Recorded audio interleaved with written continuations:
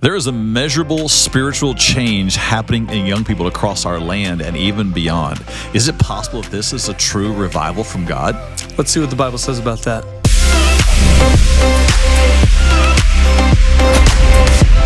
Hey, welcome to the podcast. I'm glad you're here for this. If you're watching on YouTube, I'm going to ask you to go ahead and subscribe to our YouTube channel. We have podcasts that come out every Wednesday morning at 8 a.m. So I'm glad you're here for this one. It's going to be a great conversation. Yeah, so Truett, you just get back from youth camp. Yeah.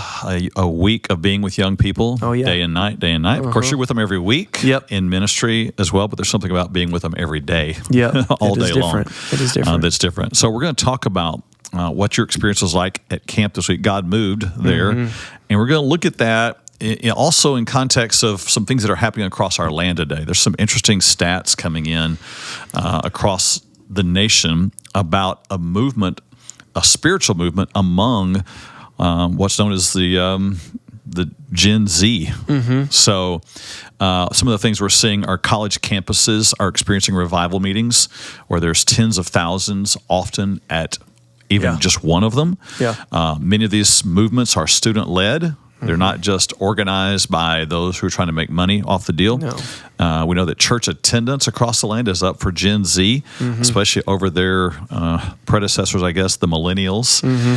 Maybe we should clarify for people who might not know. Gen Z are those born between 1998 and 2012. Yeah. So I'm at the oldest of Gen Z. Yeah. I was born in 1999, so I'm an elder Gen Z. Yeah, so anywhere from 13-year-olds all the way up to 25s, right in that group right there.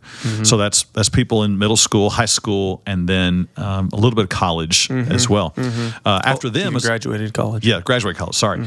After that is another group called Gen Alpha, and so that's the younger. That's the 12 and under, which is an interesting demographic all by itself. But among this Gen Z, you're seeing growth even across our land in churches. They're recording higher attendance in youth groups these days. You're finding spiritual resources are being used by this age group more than their older counterpart, I guess you could say. Podcast, worship music, Bible app downloads are up in number. And there's this hunger for genuine, authentic spiritual experiences. Reality. Not just something that's polished, presentational, but something that they experience and is genuine. People are not a front. They're really honest and raw. So some things I've seen recently, however, is that this is not just an American thing. This has happened in the United Kingdom.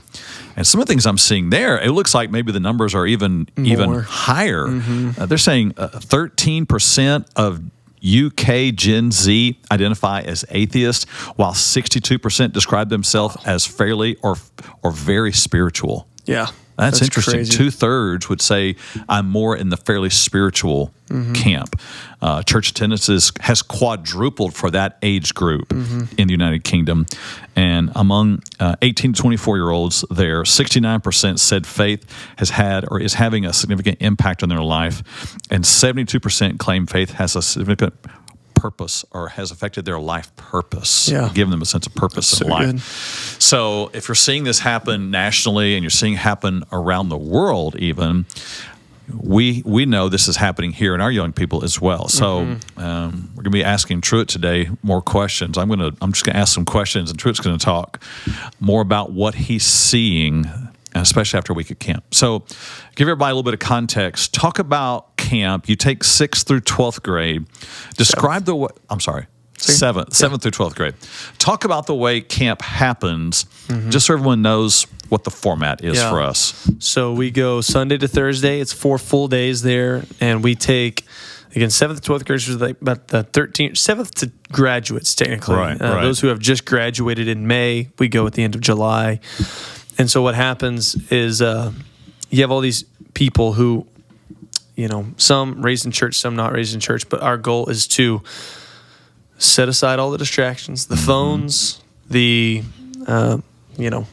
toxic friend groups, and we say, like, hey, here's all this list of don't bring all this, distractions, and don't bring the things that you use to, like, fill up all your mental space with, and let's come seeking the Lord here for this week of camp. Wow. And You established that as ground rule from day one. From the get-go, yeah. And another thing that I think is unique to the way we do camp is it's not so like if you were to go to a large camp, right, typically most of your rec team and your camp counselors and all that stuff are going to be around age 19, 20 to 25, maybe some 30-year-olds.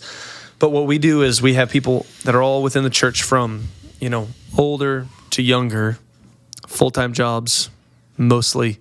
These are all people who are predominantly in their 30s and up. Some 20, I think we had 3 or 4 that were in their 20s. Most of them are parents, full-time employees. Wow. They have like full lives that they are doing things with, and they're seeking the Lord. And so we choose them to come be leaders to these teens who are hungry for reality and not just someone who's just a little bit ahead of them. Yeah. But we want them to experience what is it like around someone. Like we have some incredible people that come and serve that are successful, and they've done stuff with their life. Yeah. And because that's what students want. That's what teens want these days. And they're spiritual people. Yes, exactly. It's not professionals. Just exactly. But people who already are plugged in multiple different ministries and serving in different areas within our church. People that know me personally, like these are like my friends, these people who I'm close with that come to camp as leaders. And it's a low ratio, student to leader ratio. Very, yeah. So we brought 65 teens this last year, and we brought 24 adults. Wow. So it's basically 3 to 1. Yeah, exactly. 3 adults for every one. Or one. 3 teens for every one. Wow, yeah. That's awesome. So, and they've got their phones put away throughout the day. They're interacting. They're discovering. Yeah. It's very funny. I could make it through life. It's very funny to see, like free time comes around, and it's like some people go and sit on a bench, and they're like, all right.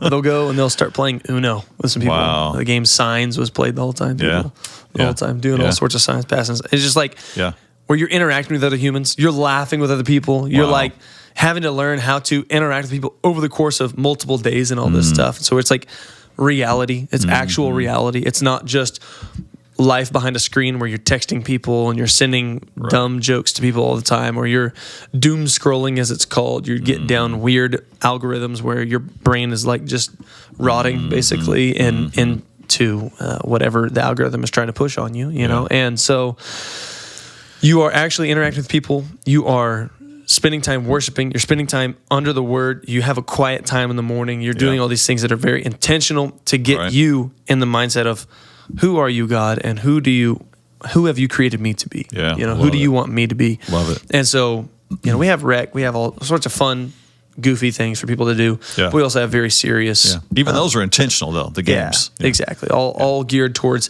getting other people around people you don't usually talk to. I get to be the person that sets all the teams together. So I get to, knowing a lot of the stories, I try to, hey, this person probably get along with this person well, and these girls need to be around these girls, and these guys around these guys, and these leaders with these students, and their story is very similar. And so everything is very calculated in the way in which we're trying to cultivate growth in these students. Nice. And you're going just as our church. Yeah. You're not going with 4 other churches or 24 other churches. Yeah, exactly. There are camps that do that, and That's I've great. done that, and that can be great. And you're able to reach a lot of people in that way. Yep. And you're able to have a lot of width, which I think is great. Something that's different in our camp is we go for a lot of depth through the week. Right. Not that we don't want width, but that we find if we take our people who already have confidence in our leaders, they will open up to a higher degree, and then we're able to also follow up. That's like the ultimate knock against church camp is you go open up your life to someone you don't know. They'll never know you again. You might follow them on Instagram later, but you don't really get like a life connection, But here on Sundays, every week, hey, this leader, I'm able to follow up. Hey, how's your life? What's going on with your family? Hey, how's your grandma? How's your younger sibling doing? And like able to follow up a whole lot more. And then those people come and serve weekly on Wednesdays. So it's like our goal is relationship connections beyond just a moment, because that's like the knock against summer camps is, it's just, only good for a week, and the week after people are all excited and they, They think that they're all super spiritual, but it's all going to wash away. Those are the black-pilling people about summer camp, who say it's a waste of time. But what we see is people genuinely draw near to God. God draws near to them. They learn how to resist the devil, and their life genuinely changes. Yeah, and we see that happen over the course of that week. And so then with our leaders that we have with them, we say, hey, let's continue this, and students encourage leaders, leaders encourage students. And it's an incredible thing to see growth happen at a exponential rate over the course of a week, and then see the growth happen throughout the rest of the year. Yeah. So it's a camp arrangement that's intentionally designed to help facilitate spiritual growth. Yeah. Obviously draw close to God. But from what we're seeing, again, stats-wise, of course, in our nation, there's a generation that is responding to God differently than the ones before them. So I'm just curious, are you seeing something different in this group of young people? Yeah. Not a knock against any others, but everybody grows up in a time frame, in a certain set of experiences. And so what are you seeing that is different about this group of young people? Yeah. Not just ours, but that age today range, in America. In this time frame. Well, I mean, one thing, like we've said, like everything's online these days, and so nothing is really flesh and blood relations. Some people, even schooling and education, all this stuff is literally just with a computer. It's not with a teacher in person. Like for those who are homeschooling, it's like that. And then for people who, spend 7 hours a day on their phone. That's like conservative stats is like a teen spends 6 hours a day on their phone. That's a full-time job basically, that these people are spending time just scrolling. And so in all of that stuff, you're only feeding on what's been produced. You're consuming stuff that's just constantly trying to push you down certain angles and all this kind of stuff. And so to pull all that away and speak into areas where it's like, hey, this is reality, where you actually have your life. And so consider your life, think about the direction your life is going and what's going to happen in your life. If you just keep going, not even like eternity on the line, but just in your reality, like in the next year, 2 years, And so like able to speak into those areas of life is an incredible thing. What was the original question? Well, I was going to say, do you get the sense that there's a hunger for that? Yeah. I mean, you kind of go down this line of the online experience. Yes. So with that, again, I think people are tired of it. Yeah. They don't know that they are. Right. But then whenever you spend, because like, who's really going to be like, oh, let me just set aside my phone for a week, or 5 days. Like people aren't actually going to do that, know? But at camp, it's like, hey, we're taking your phone away. And everyone afterwards is like, I don't even want my phone. I don't even want to be back on it. I actually want to spend more time in the Word. I want to live my life differently. I want to be around my family more. I want to reconcile with this person. Like, people genuinely want that stuff, but like the distractions of the world are so common, and it's so like this is just how life works. That you couldn't even think of not being around like distractions, not constantly having your eyes like peeled away from what reality is. And so we definitely did see a lot of people afterwards. We do like a survey. Hey, what stood out to you? How do you want to live differently after camp? And so many people are like, I want to spend time in the Word. I want to spend time with God. I want to continually like keep this going of seeking Him, because I'm seeing what happens when I seek Him. He speaks to me and I'm moved and I want that more. I don't want just numbing and coping and like trying to distract myself from pain, but I want someone who can speak into that, And so seeing multiple people, like over half the people for the surveys afterwards said, I want to spend more time intentionally with God, know, and like reading my Bible. Because that's, again, in the mornings, we would do a quiet time, and people were like, this is incredible. Like, I'm actually learning the Bible, and it sounds ridiculous because it's like, that's so easy. You can do that all the time. And it's like, yes, you can. But whenever someone says, here's what this looks like, I really do think that's a big problem is students don't know what a lot of reality looks like, because the millennials before them and people before them model a life that is not really reality, and it's scrolling and it's online everything and it's YouTube and hey, we're at home, turn the TV, keep the TV on, everything's electronic. Nothing is go outside, nothing is, just like experience real human interaction and all this kind of stuff that I don't think there's not even a context for what that could look like, you know? And so So you made a statement at camp where you were talking to the students and you're saying, you come here to this and you're having this great experience. You're meeting with God. He's speaking to you, and you may think to yourself, you may even say to yourself, "Wow, this is so not reality. It's like we're not even in reality here anymore." And you told them something. Tell them what you said to them about that. I said, for the people who say camp is not reality, I would argue that the life you live is not actually reality. It's virtual reality is one thing you're doing, and it's so not what has been for thousands of years reality. You know, again, like you have just so many distractions. I keep on saying this, but it's so real. You're talking about a culture that's now they've grown up accustomed to the phone. Yeah, that has not even like. It's not even just like, oh, this is a normal. It's like you can't operate without it. Correct. You know? It's a necessity for their life, and they have access to virtually anything in the world that they would want. Any Add questions? into that some AI, Chat GPT. Yeah. It's meant to help us think, but often what it does is it replaces thinking in our lives, and it certainly removes the human component. So I mean, I can get it that they show up at a week-long camp experience. All of a sudden, here's flesh and blood reality. Here's God speaking to me in ways I've not heard before. I'm just used to taking it through my eye gate.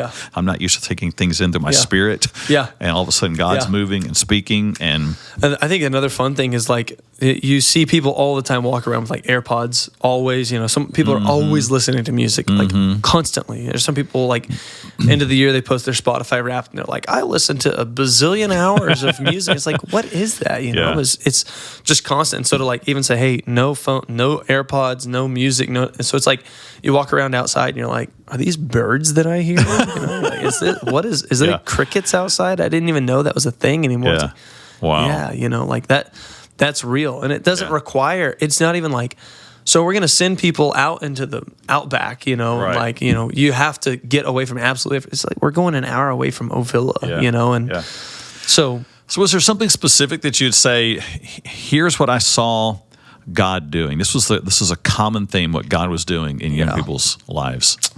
And I would say one is that like people want truth so bad. Like they want someone to tell them, this is the direction to go with your life, and say it from a place of confidence, from a place of authority and leadership, and a place that says like, this is good. It's going to be hard, but it's good. I think so much of life is like, where's ease? Where's ease? Where's ease? But it never satisfies. And so people like are stuck chasing ease and comfort all the time, but then they're like, this actually sucks, you know? But to say, hey, this is going to be hard, but it's actually better for your life. I think that's when people are like, whoa. I need especially when it's coming from you and it comes from a heart of compassion, understanding as well. Because I know it's not coming from a heavy-handed, you better do this or you're going to burn kind of deal. No. It's not condescending. It's not legalistic. It's this measure of confidence and truth with grace mixed in. I mean, one of the nights just, again, laying hard truth. I went and talked with one of the leaders beforehand. I was like, man, I'm battling in my mind of like what of these words I'm going to say in the sermon tonight, because I know it's going to be hard truth for people to comprehend. And I don't want to say it in a way that people are going to tune it out or people are going to get defensive and like just resist, you know? And so he was saying like, you just got to stand confident and deliver the message, you know? And so that evening I stand up and I'm talking about having a defense against the enemy, against Satan, against attacks, you know? And so I'm saying, like, specifically speaking, against self-harm. I know that's something that people deal with, you know, self-harm, and people think cutting themselves, you think suicide watch, you think like physical self-harm, but taking it even to the realm of like eating disorders and self-hatred and self-condemnation and like shame and guilt and the continual things like that. I think speaking to truths of that matter and saying like, hey, in you telling yourself how bad and dumb and terrible and all these identities you've given yourself, in saying that is attacking the very thing God's created. That's not the voice of the Father. In saying those things, it's like people are like, I've known that, but I have not lived in that way. And I need to hear those truths that are like very raw and personal and intimate to my life. And this actually impacts the way that I live. Like, we're not up there just being like, God just wants you to be comfortable and live a life of like, no, we're saying your life can change. It's going to require work, you know? Again, the people who say, oh, camp's not reality. I don't have my phone and I'm not always around believers like this. And, I'm not always under the word. I'd say it can be reality. You can have friends that are actually godly. Right. You can be around older people who are actually going to encourage you. You can listen and read the word continually. Like you can be constantly seeking the Lord. Like that can be reality. Yeah. That will produce change in your life. Yeah. It requires work. At camp, there's a measure of we're putting everything right there for you to just grab onto. And that still is work that's required to actually accept and receive the things we're putting forth for the students to do. And it will be harder when they go home, but that was our encouragement. It's like, your life can change. And you didn't get eye roll from the students. Everyone was like, oh my word. I actually can change. Wow. Like I don't have to go, because that was one of the fascinating things is some of the discussion group leaders were saying, I actually heard from our students, they're like, I'm scared to go back home because I don't want to sin. I don't want to fall back into where I was. Wow. And so instead of being like, I better hope that camp high lasts, pal. It's like, no, that's not what life is about. Exactly. But your life can change. It will require saying no. Yeah. And I think in saying that, people are like, wow, I didn't even think of that as an option, because that's what we were, again, one of the parts of this week that we spent was like, your life can change. It requires saying no, but it requires saying no under the authority of Jesus. Yeah. Not just in all your own self-determination of like, I can say no to drugs and I can say no to pornography and I can say no to self-harm. It's like in all the things you have going in you, you can't. Under the authority of Jesus, you can. Wow. As a person born again, and you can say, my identity as a child of God, I can say no to these things because that's not who I am. Yes. I think people it's like opened up a whole fresh sense of there's real life to be lived, and there's not just death to go back to at home, but there's life to stand in. Well, and that's obviously God working that moment. You present truth, but for someone to get that, get it, only the Father can open a person's heart to see that. Exactly. So I love that. Exactly. So this is all powerfully encouraging news for adults in the church today. Yes. We've come out of a time, maybe still coming out of a time when older adults in the church look at what's happening in the land and have thought, that's it. This country is going to hell, and young people today, they're just on their phones all the time. And man, these college campuses they're the indoctrination centers of the day. They're the place, and you just kind of get into this. And so to hear something like this is like, okay, wait a minute. This is the place that we least expected it to come from, but apparently is a place that it's happening in. Yes, so what do you say to older Christian adults today who have kind of, like you mentioned, black-pilled on the whole future of Gen Z and millennials? Well, I would say specifically from hearing from our camp leaders, I would like to ask them, hey, does this encourage you or what? To see students who are expressing themselves, like expressing praise to God in worship. Everyone is like, this fires me up so much about the future, about more leaders in our church, about the faith being passed down, seeing reconciliation happen, seeing obedience happen into the next generation. So I would say, if you're not seeing that, like, start asking people, hey, are you seeing God move in other areas? Are you seeing God move in the younger generation? And be encouraged by stories, because it's happening. It really is happening. It's happening here at this church. And so that's what I would say, like, start asking questions of, hey, what is God doing, in younger people? And you're going to hear stories. You're going to hear stories of what's going on. Yeah. And to take heart that, again, by the stats of it, but also in your area, like, begin asking young people, hey, who is God? Like, do you believe? Like, you don't have to come out attacking, punching, and you better believe. And in the asking of questions, that's the best form to see what someone actually believes. Yeah. People are way more willing to open up to you than I think anyone gives them credit, especially this next generation. As people who are hungry for truth, honesty, real, raw, you can step up and ask a teen, hey, what do you think about God? It might take them a second, But if you ask that question in genuine faith, I'm telling you, they are going to open up to you, and you're going to be shocked at what they say. Yeah, I mean, it should be powerfully encouraging. It's the thing that older Christians have been praying for, and here is God answering that. It's happening. So, yeah, it ought to be a moment of celebration, thanking God and continued prayer. So, what do you say to the parents of these young people who have they've gone away to camps? We'll put it in that context first. Okay, yeah. These students have come home. And I've heard many of the parents say just 2 days in, they're saying, I have new young people living in my house. Not that some strangers came living in, but different. It's their children, but they're different if they came back from camp. So what do you say to these parents to help them in what God is doing in this generation?